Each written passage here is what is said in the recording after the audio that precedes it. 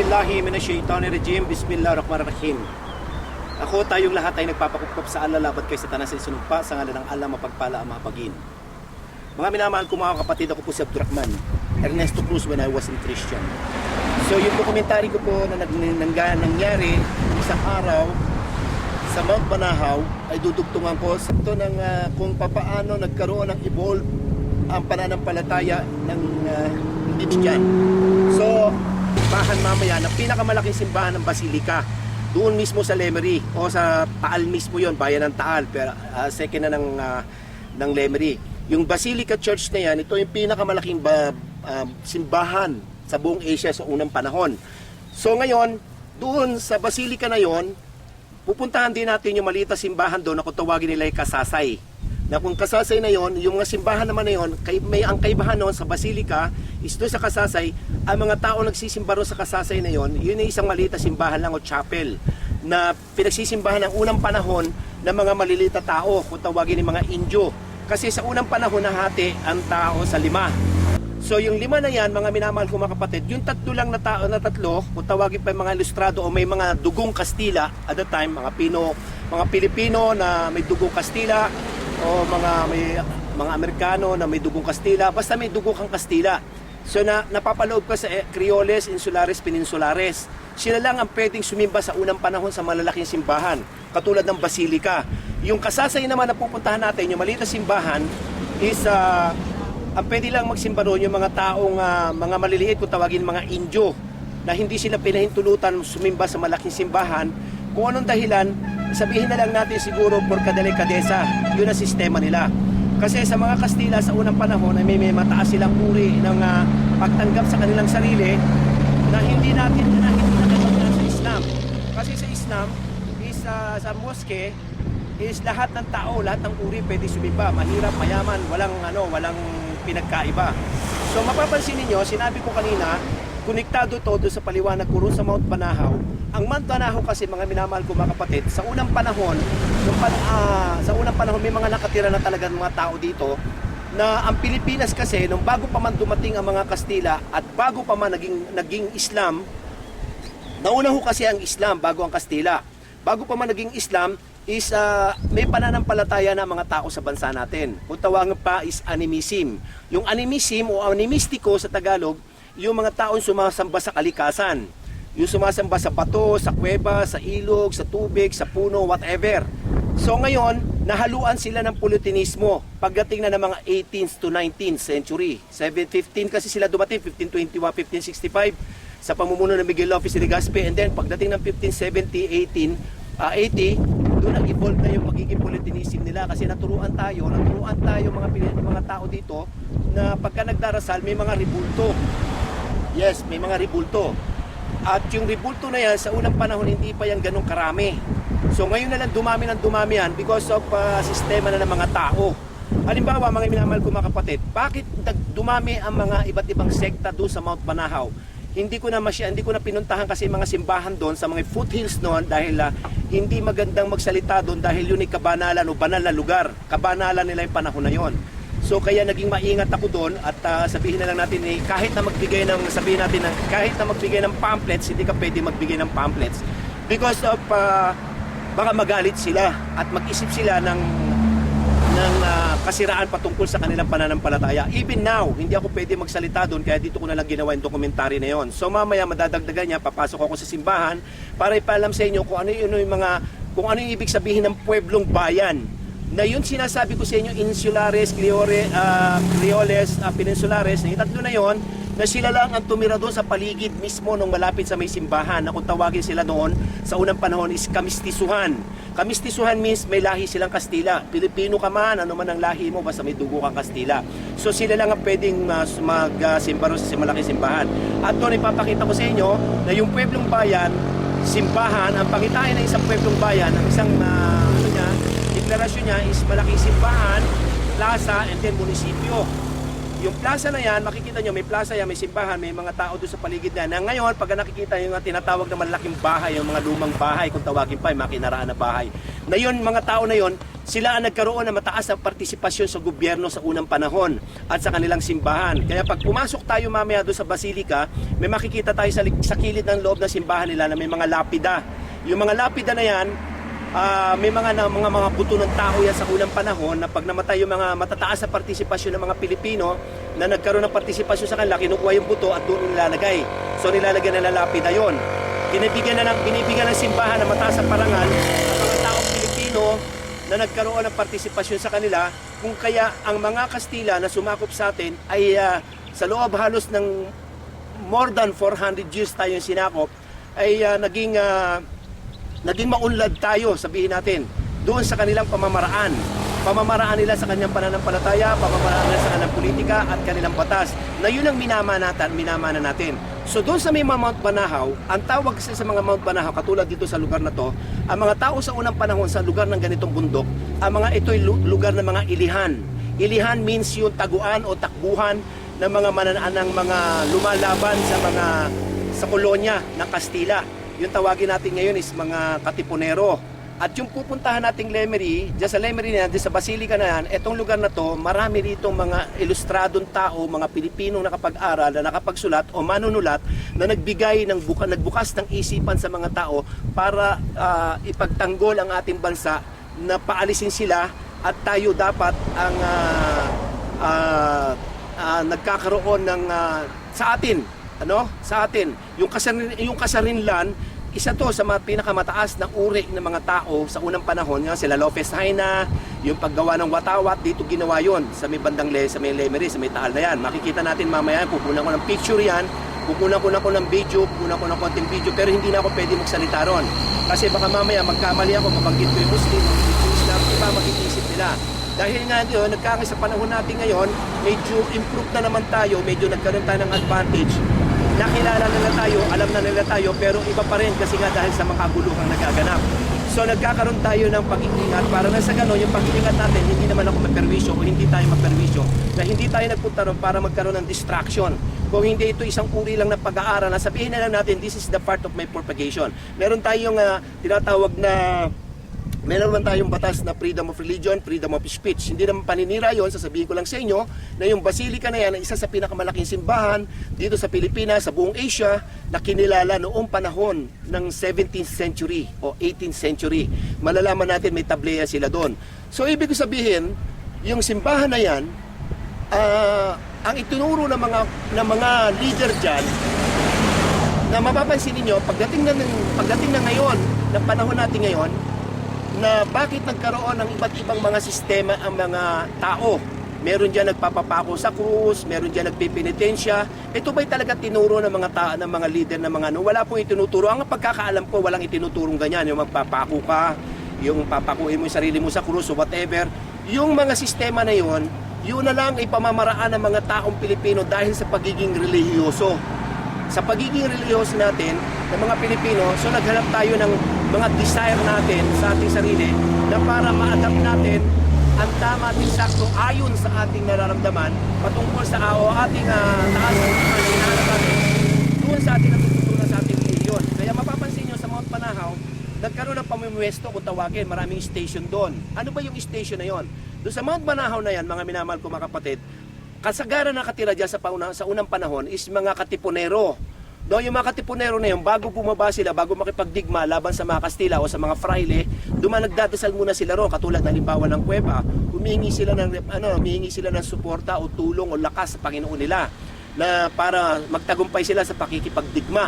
So ganun din sa iba't ibang parte ng bansang Pilipinas. Lahat, maraming Kaya ako lang kinuha to dahil ito isang magandang dokumentaryo dahil ang Lemery, isa sa pinakamalaking pueblong bayan na sa kinilala sa buong bansa, sa bansang Pilipinas, na maraming tao rito mga bayaning kinilala na nagsulat at marami rin ang nakipagdigma laban sa mga Kastila. Now, napaalis natin ang Kastila, nagkaroon tayo ng kasarinlan, pero naiwan nila ang religion. Ang religion na to at ang kanilang politika naiwan nila. Sa katotohanan, ang batas natin sa una, hanggang ngayon, nahaluan na lang natin ng batas na dagdagan natin. Ito yung minana natin sa Cuba, kung tawagin pa, batas ng Cuba.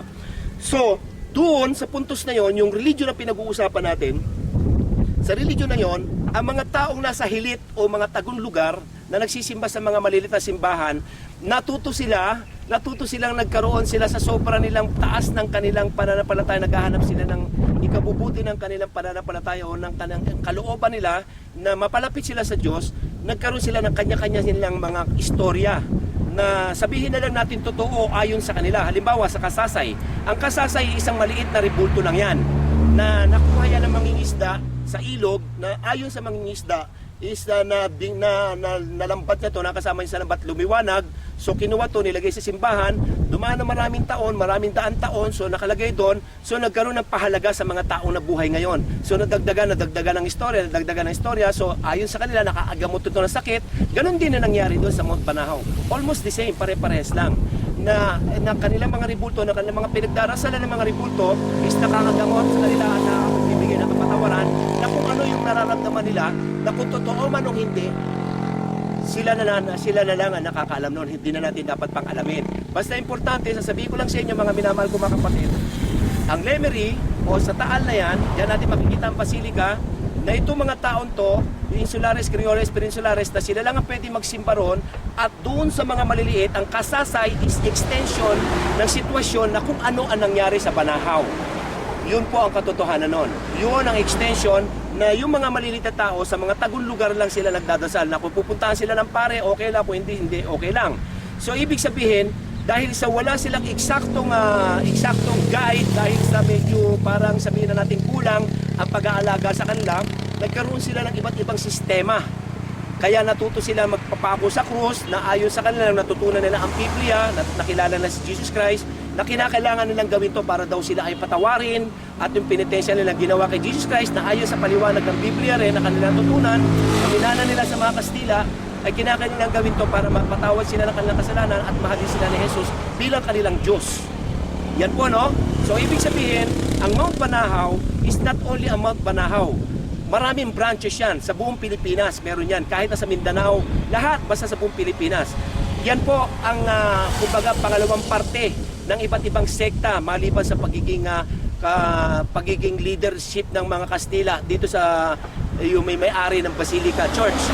So ang mga leader ng Basilica Church o ng mga simbahan, sabihin na lang natin ng Catholicism, hindi sila nagturo sa mga tao na ipako o nila ang kanilang sarili o magpenitensya sila.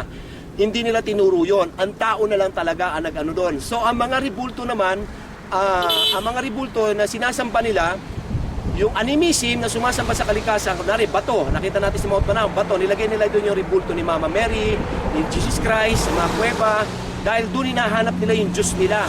Iniisip nila na doon ang Diyos nila, at yung kuweba nagkaroon ng kasaysayan dahil because si Jesus Christ, according to the Bible, namatay, inilibing sa lalim ng kuweba.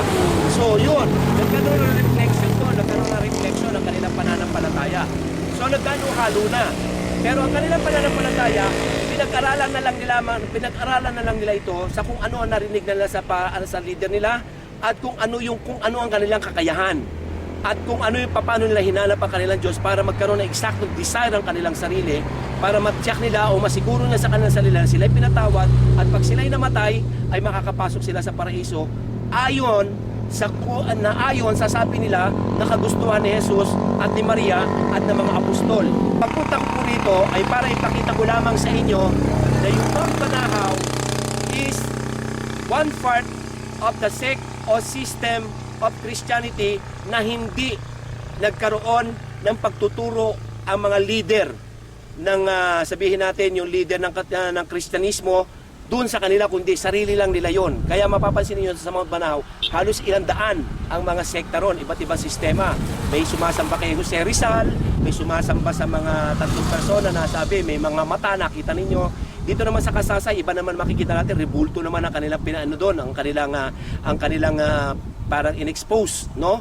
So sa simbahan naman, exactly lang, yung kung ano yung mga rebulto, kumpleto na yon. May sa Peña Francia, Mama Maria, Jesus Christ, Diyos Ama, yun ang kanilang sistema. Pero walang itinuro, ang alam ko, dahil ako'y Katoliko, ako'y Kristiyano sa unang panahon, walang itinuro ang mga Catholicism na magpapako sila, nasaktan nila ang kanilang sarili para sa kapatawaran. Kung meron man, hindi ko alam kasi hindi naman ako nag-aral ng pagiging pare, pero wala akong alam.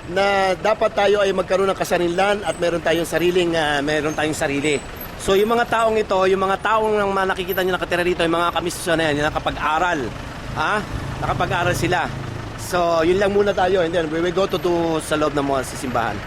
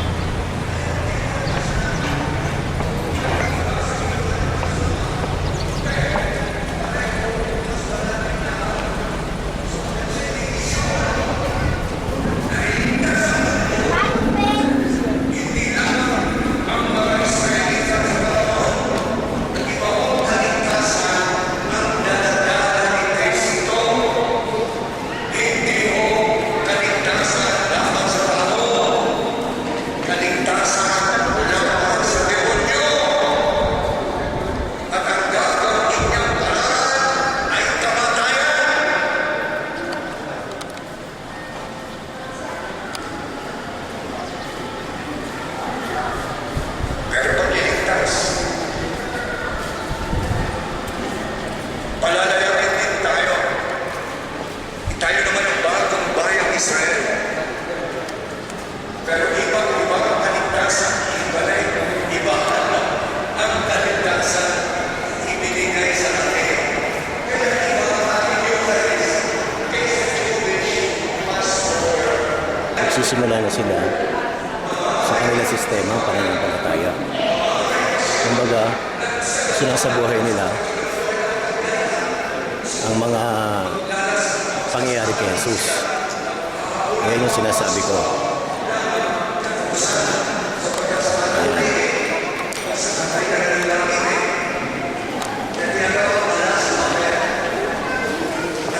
Station by station yan. Kada isa. Yan, bawat yan, station yan.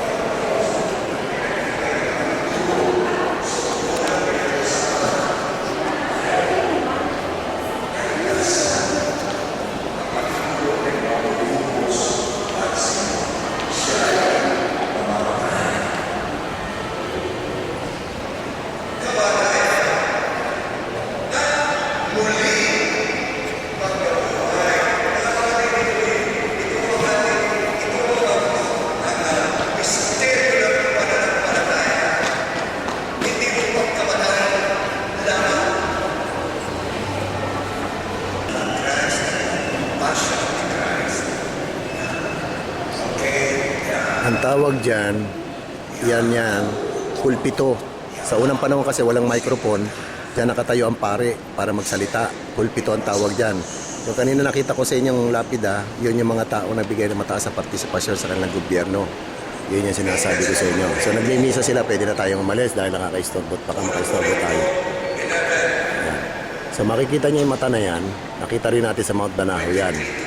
Konsepto nila yan. So, hindi mo masisisi mga taong, mga napakasimpleng tao na katulad sa Banahaw na makikita mo pa rin ang mga nakikita natin dito sa loob na to. And here.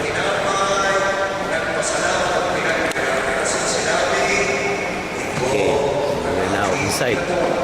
So, nagpunta tayo rito to make a documentary para pakita ko lang sa inyo na itong mga taong to, ano man ang kanilang pananampalataya, siyempre re-respeto natin. Sinasabi ko lang sa inyo itong mga to, kung ano lang ipagkakahiba natin sa kanila. Bilang tayo mananampalatayang Muslim at sila mga mananampalatayang Christian. So, hindi kasalanan nila kung ano at bakit tayo naging Muslim at hindi nila kasalanan kung bakit hindi nila kasalanan ba't sila naging Christian. So, pare-pares lang, hindi ba? So, magkakapatid tayo. Pilipino. Iisa lang tayo. Ano man ang paniniwala mo, respect natin yon. Paniniwala ko, respect mo ako ron. Isa lang. Simple lang. Yun lang ang pinaka-konsepto nun. So may dahilan ng lahat ng bagay na nakikita natin. May kasaysayan. Hindi kasalanan ng bawat isa yon. At ako mismo, tatay ko, Kristiyano. Namatay ang tatay ko, binautismuhan. Yan. Yan ang bahay na kamistisahan. Yan ang pinaka-basilika. Nangyari na yung walang saltahan natin. Yan. Yan ang pinakamalaking simbahan sa unang panahon. Okay? Sa Parang Kasasay. Ito ngayon ang simbahan ng Kasasay. Sa unang panahon, hindi ito kinikilala. Hindi basta kinilala. Kasi paano, may malaking simbahan. Nung nagkaroon na tayo ng kasarinlan, nung nagkaroon na tayo ng nag-independence tayo, kalayaan, yon, tsaka na lang to nagkaroon ng ano. Ayan.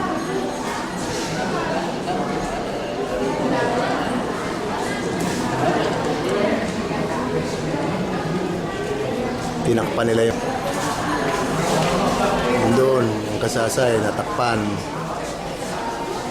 Yan mismo. At ayon sa kasaysayan,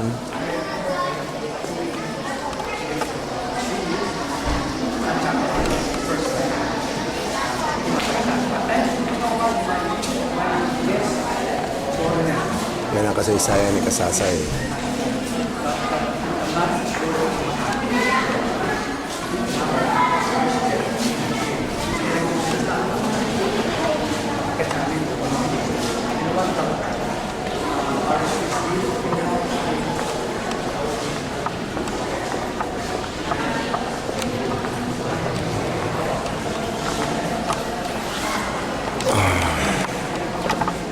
Okay.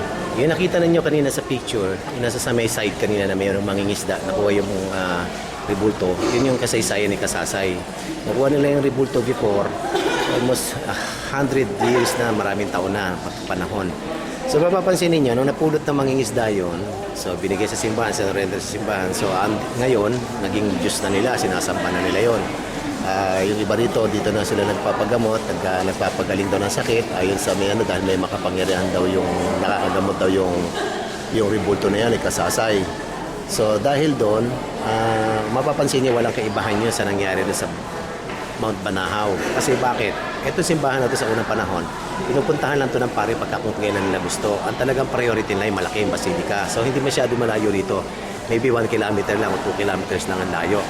So lalakarin pa ng pare ito para magmisa. Yung makikita nyo ron, may pulpito pa rin, pulpito.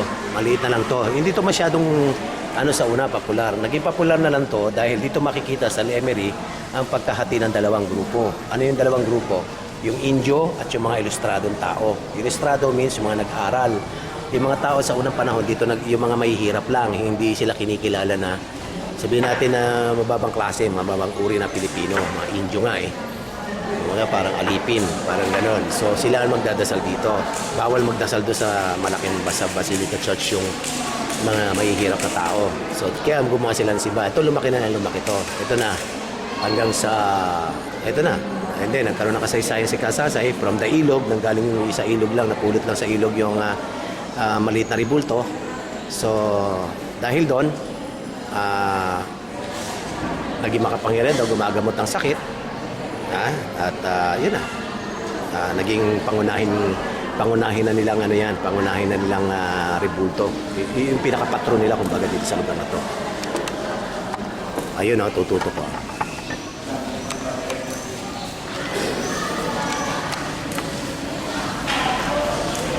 Nagtatakpan